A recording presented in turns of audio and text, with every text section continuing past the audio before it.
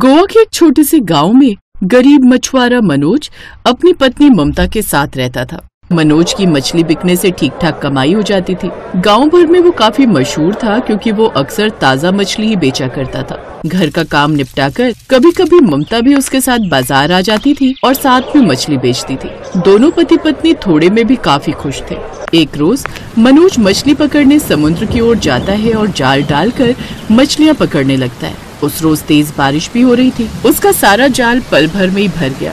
वाह वाह, आज तो ऊपर वाले की अच्छी खासी मेहरबानी हो गई मुझ पर। तभी कुछ देर बाद वहाँ पर उसी गांव का दूसरा मछुआरा आलोक भी आ जाता है, लेकिन मनोज के जाले को देखकर वो बुरी तरह जल भुन जाता है। सारी मछलियाँ तो ये मनोज पकड़ लेता है। काश थोड़ा जल्दी सोकर उठ जाता तो ये सब मछलियाँ मेरे जाल में होती। दरअसल आलोक बड़ा ही आलसी और कामचोर था। वो रोज देर तक सोया रहता, जिस कारण बाकी मछुआरे वहाँ पर आ जाते और मछलियाँ भर कर ले जाते, जबकि आलोक रोज देर से आता, जिस वजह से उसे बहुत ही कम और छोटी छोटी मछलियाँ मिलती थी। इसीलिए उसकी कम कमाई होती थी, जबकि मनोज अच्छे खासे पैसे कमा लेता था। मछली ले लो, मछली, ताजी ताजी समुद्री मछली। अरे यहाँ आइए और ताजा ताजा मछलियाँ ले जाइए, एकदम खरी मछली। आइए आइए। यार आलोक, ये कैसी मछली बेचता है? एकदम छोटी छोटी बच्चा मछली, इसका तो कोई स्वाद ही नहीं होता है। मछली खानी है तो मनोज भाई की खाकर देखो, क्या कमाल की मछली होती है। क्या आप सच कह रहे भाईजान? इसी तरह एक एक कर ग्राहक उसके पास ही आते हैं और मनोज की मछलियाँ 2 घंटे में ही बिक जाती हैं। अरे वाह, आज तो कमाई तो बाकी सब दिनों से ज्यादा है। आज तो घर जाकर ममता से कहूँगा मछली के पकौड़े बनाने को। एक तो ये धीमी धीमी बारिश और ऊपर से मछली के पकौड़े, वाह, फिर तो मजा ही आ जाएगा। घर आकर मनोज अपनी पत्नी को फिश पकौड़े बनाने को कहता है। ममता बड़ी ही स्वादिष्ट फिश पकौड़े बनाती थी। उसके हाथों में गजब का स्वाद था। ठीक है जी, तुम आराम करो, मैं थोड़ी देर में फिश पकौड़े बना कर ले आती हूँ। वो दोनों पति पत्नी अपनी गृहस्थी में काफी ज्यादा खुश थे। ऐसे कुछ समय बीत जाता है। कुछ दिनों बाद बरसात का मौसम शुरू हो जाता है, जिसमें समुद्र में खूब सारी मछलियाँ ऊपर आ जाती हैं। मनोज बहुत सारी मछली पकड़कर घर में एक छोटा सा तालाब बनाकर इकट्ठा कर लेता है। अब देखना ममता, अगले कई दिनों तक हमें बिल्कुल भी परेशान होने की जरूरत नहीं है। अगले कई दिनों तक हम यही मछलियाँ बेच कर पैसे कमाएंगे और अब बरसात बिताने तक मुझको नदी पर नहीं जाना पड़ेगा। इसे ही बेचकर गुजारा चल जाएगा। ये तो बहुत अच्छी बात है जी। अच्छा सुनिए, मैं पड़ोस की नीलम के साथ दूसरे गांव जा रही हूँ। उसके भाई के यहाँ उसको कुछ काम है। अच्छा ठीक है, मैं भी बाजार जा रहा हूँ मछली बेचने। उस रोज भी मनोज रोज की तरह अच्छी कमाई करके लौटता है, लेकिन रास्ते में आलोक कुछ गुंडे भेजकर उसका एक्सीडेंट करवा देता है। अब आलोक बड़ा खुश होता है। ससुर का नाती बहुत नोट छाप रहा था मछलियाँ बेचकर। अब सबके सब लोग मुझ मछुआरे से ही मछलियाँ खरीदेंगे। जैसे ये बात गरीब ममता को पता चलती है, वो जल्दी से अस्पताल पहुंचती है। डॉक्टर साहब, मेरे पति ठीक तो हो जाएंगे ना? देखिए, एक्सीडेंट इतनी बुरी तरह से हुआ है कि इनकी रीढ़ की हड्डी पसली टूट गई है और ऑपरेशन करना होगा, जिसमें कम से कम 1 लाख रुपए का खर्च आएगा। लेकिन मैं गरीब, इतने पैसे कहाँ से लाऊंगी? आपको पैसों का इंतजाम तो करना ही होगा, नहीं तो तब तक इनको ऐसे ही बिस्तर पर रहना होगा, और जब तक पैसों का इंतजाम नहीं हो जाता इसे घर ले जाइए। ममता उसे लेकर घर आ जाती है। फिर अगले दिन से ही ममता बाजार में मछली बेचने के लिए पहुंच जाती है, लेकिन आलोक गुस्से में उससे कहता है, अरे ओ खबरदार, अगर तूने इस बाजार में मछली बेची समझी ना, तेरे चलते मेरा धंधा चौपट हो रहा है। कल से तू यहाँ दिखी ना तो देख लेना, ठीक नहीं होगा। आलोक उसे गुस्से में वहाँ से भगा देता है। उदास होकर ममता वापस जाने लगती है। हे भगवान, मुझे रास्ता दिखा, अब मैं क्या करूँ? मेरे पास तो कोई चारा भी नहीं है मछली बेचने के सिवाय। तभी ममता बाजार में खाने पीने का ठेला देखती है। इस बाजार में खाने पीने के ठेले कितने अच्छे चल रहे हैं, फिर तो मैं भी अपने फिश पकौड़े बनाकर बेच सकती हूँ, और मैं बनाती भी बहुत अच्छे हूँ। अगर मैं भी उन्हें बनाकर बाजार में बेचूं तो शायद गुजारे के लायक पैसे हो जाएंगे।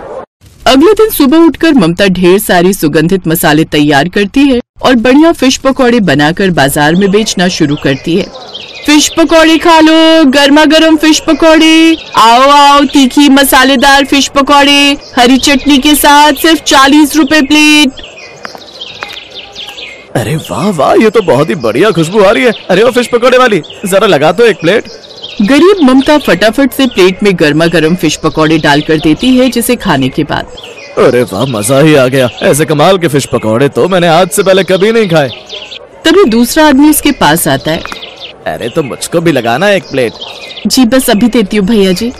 दूसरा ग्राहक भी जैसे ही फिश पकौड़े खाता है तो उंगलियां चाटता रह जाता है। तुम्हारे फिश पकौड़े तो सबसे अच्छे हैं, इसने तो होटल के खाने को भी फेल कर दिया है। लोगों को गरीब फिश पकौड़े वाले की प्रशंसा करते देखकर आलोक जल भुन उठता है और वो अफवाह फैलाकर लोगों को भड़काने की कोशिश करता है। अरे ओ भाई, ये एक नंबर की ठग औरत है, इसके फिश पकौड़े बिल्कुल मत खाओ, ये बासी मछलियों से बनाती है। नहीं नहीं, आप इनकी बातों में मत आइए, ये सच नहीं है। वो रोते हुए अपनी पूरी सच्चाई का सबूत देती है। आप सब इसकी बातों पर भरोसा मत कीजिए, आप सब चलकर मेरे घर पर देख सकते हैं। मैं एकदम ताजा और जिंदा मछली पाल कर ही उसे फिश पकौड़ी बनाने में इस्तेमाल करती हूँ। ये आदमी झूठा है, ये बस मुझ गरीब को और परेशान करके मेरी जिंदगी में तूफान लाना चाहता है। शायद ये सही बात है, ये मछुआरा ही झूठा है। एक तो ये बेचारी 40 रुपए में हमारा पेट भर मछली पकौड़े हमको खिला रही है। बाजार में सभी गरीब ममता का साथ देते हैं क्योंकि इतने दिनों में सबको उसके बारे में पता चल चुका था। अब ममता बिना किसी डर के रोज बाजार में अच्छे से मछली के पकौड़े बनाकर बेचती है, जिससे उसकी थोड़ी बहुत कमाई हो जाती है। लेकिन फिर भी अभी तक उसके पास में अपने पति का ऑपरेशन करवाने के पैसे जमा नहीं हो पाते, इसीलिए वो काफी ज्यादा दुखी हो जाती है और रोते हुए कहती है, इतने वक्त से मैं मेहनत कर रही हूँ लेकिन कुछ सफलता नहीं दिखाई दे रही। ऐसे कब तक मैं पैसे जमा करूंगी और कब जाकर मैं अपने पति का इलाज करवाऊंगी। मुझे फिश पकौड़े का दाम बढ़ा देना चाहिए पर ग्राहक भड़क न जाए। वो इसी असमंजस में होती है कि वो फिश पकौड़े बनाने के लिए मछलियां काट रही होती है। तभी उसे एक मछली के पेट में से चमकती हुई चीज मिलती है। अरे वाह, ये तो कोई कीमती मोती लगता है, लेकिन ये इस मछली के पेट में कैसे आ सकती है? ये समुद्र की गहराई में गई हो जहाँ मोती होते हैं और ये महंगा मोती मुझे मिलना भगवान की इच्छा था। इसे बेचकर मैं अपने पति का इलाज करवा पाऊंगी। भगवान तेरा लाख लाख शुक्रिया। अब वो मोती लेकर सुनार के पास जाती है जो कि बहुत कीमती होता है। उसे बेचकर उसे बहुत पैसा मिलता है, जिससे वो अपने पति का इलाज करवाती है और दोनों पति पत्नी आखिर में साथ मिलकर फिश पकौड़े का अपना ढाबा भी खोल लेते हैं। अरे रोहित, सुना तू कोई बंगालन से शादी कर रहा है? हाँ यार, क्यों? क्यों मतलब बंगाली लोग मछली बहुत खाते हैं यार। तो क्या हुआ, जिसे जो खाना है वो खाए। ज्यादातर लोग रोहित के साथ अनुपमा की शादी के खिलाफ थे, लेकिन रोहित की माँ खुद बंगालन थी, इसीलिए वो बड़ी खुश थी। अरे वाह बेटा, ये बहुत अच्छा काम किया है तूने। अब उसके साथ मन भरकर मछली तो खा सकूंगी मैं। हाँ माँ, यहाँ मेरी शादी होने वाली है और आपको सिर्फ खाने की पड़ी है। खाना ही सब कुछ होता है बेटा। तूने कभी फिश फ्राई खाया है? नहीं, वो कैसे बनती है? आपने तो कभी बनाया नहीं। मुझे नहीं आता है बेटा। बंगाल में रहते हुए बहुत खाती थी, कितने दिन हो गए खाए हुए। सुजाता को बंगाल की फिश फ्राई की बड़ी याद आ रही थी। उसका बेटा रोहित पढ़ने के लिए बंगाल गया हुआ था और तब से अनुपमा के साथ उसका चक्कर चल रहा था। पढ़ाई के बाद रोहित दिल्ली लौट आया और यहाँ उसकी नौकरी लग गई, लेकिन अनुपमा से दूर वो नहीं रह पा रहा था, इसीलिए दोनों ने शादी करने का फैसला किया। इसीलिए रोहित ने और देर नहीं की, उसने अनुपमा से शादी कर ली और उसे भी दिल्ली लेकर आ गया। सुजाता तो बड़ी खुश हुई। तुम्हें देखकर घर की याद आ रही है। खाना बनाना तो आता है ना तुम्हें? हाँ हाँ माँ जी, सब कुछ बना लेती हूँ। आपको क्या खाना है बोलिए। हाँ माँ बोलो ना, उस दिन जो बोल रही थी। हाँ बहू, फिश फ्राई बना लेती हो? अरे इतनी सी बात, मैं तो फिश फ्राई बनाने में माहिर हूँ। अनुपमा ने फटाफट 3 फिश फ्राई बना लिया और सभी बैठकर खाने लगे। सुजाता तो खाते ही खुश हो गई। अरे वाह, लास्ट कोलकाता में खाई थी ऐसी फिश फ्राई। तू तो सच में फिश फ्राई बनाने में माहिर है बहू। हाँ अनुपमा, बढ़िया बनी है, इसे तो मैं चावल के साथ खाऊंगा। उसके बाद से अनुपमा हर 2 दिन में एक बार फिश फ्राई बनाने लगी और रोहित काम पर जाने लगा। लेकिन एक दिन रोहित परेशान होकर घर लौटा। क्या बात है, तुम इतना परेशान क्यों लग रहे हो? ऑफिस में ले ऑफ होगा, ऐसे सुनने में आ रहा है। Lay off? ये क्या होता है? मतलब लोगों को काम से निकाल देंगे, बजट कट करेंगे। अरे ऐसे कैसे काम से निकाल देंगे? ऐसा ही होता अनुपमा, तुम नहीं समझोगी। अच्छा ठीक है, तो फिर आप नई नौकरी ढूंढ लेना। इस मार्केट में नई नौकरी कहाँ मिलेगी, सभी कंपनी ले ऑफ कर रही है। ये सुनकर सुजाता भी डर गई। बेटा, तेरे पापा तो अब नहीं है इस दुनिया में, कमाने वाला तू अकेला ही है इस घर में। तेरी नौकरी चली गई तो हमारा क्या होगा? पैसे कहाँ से आएंगे? मुझे तो सोचकर ही घबराहट हो रही है। घबराओ मत माँ, अभी तक नौकरी गई नहीं है, जा सकती है। मैं तो पूरी कोशिश करूंगा नौकरी बचाने की। लेकिन रोहित की कोशिश नाकामयाब रही। अगले ही दिन उसे नौकरी से निकाला गया। वो दोपहर को घर लौट आया।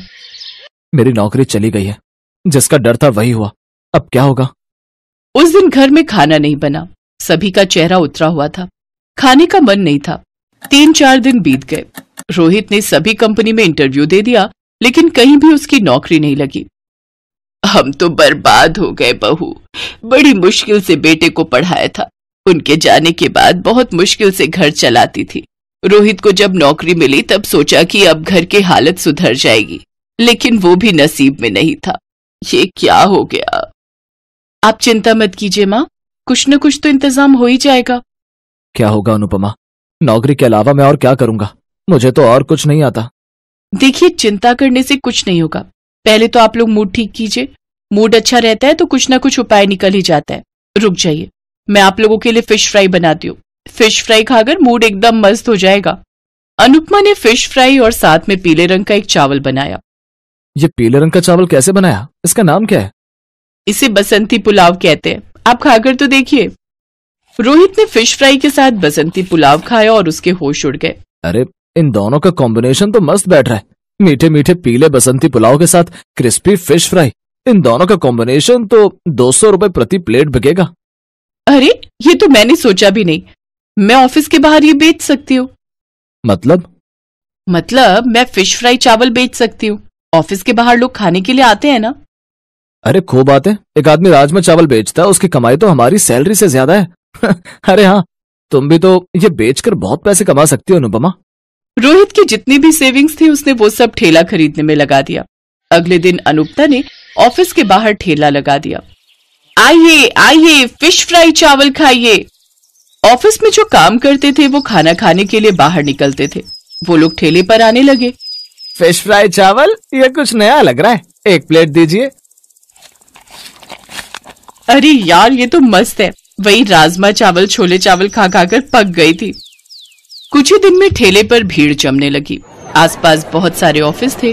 धीरे धीरे वहां से भी लोग फिश फ्राई चावल खाने के लिए ठेले पर आने लगे और अनुपमा महीने के लाखों रुपए कमाने लगी।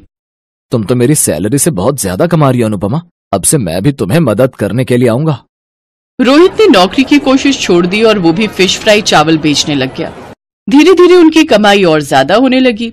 अब उन्होंने उसी जगह पर जमीन लेकर एक ढाबा खोल दिया, जिसका नाम उन्होंने गरीब का फिश फ्राई चावल ढाबा रखा। उस ढाबे पर अब ऑफिस कर्मचारियों के साथ साथ और भी लोग गाड़ियां रोककर खाना खाने आने लगे और वो सब खुशी खुशी रहने लगे। Best buddies.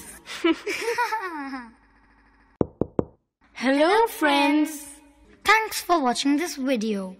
अगर आपको ये वीडियो पसंद आया है तो प्लीज लाइक, सब्सक्राइब, कमेंट्स करें इस वीडियो पर और हाँ, शेयर करना भी ना भूलें। और भी मजेदार वीडियो देखने के लिए नीचे दिए गए बेल आइकॉन को दबाएं। देखते रहिए बेस्ट बडीज।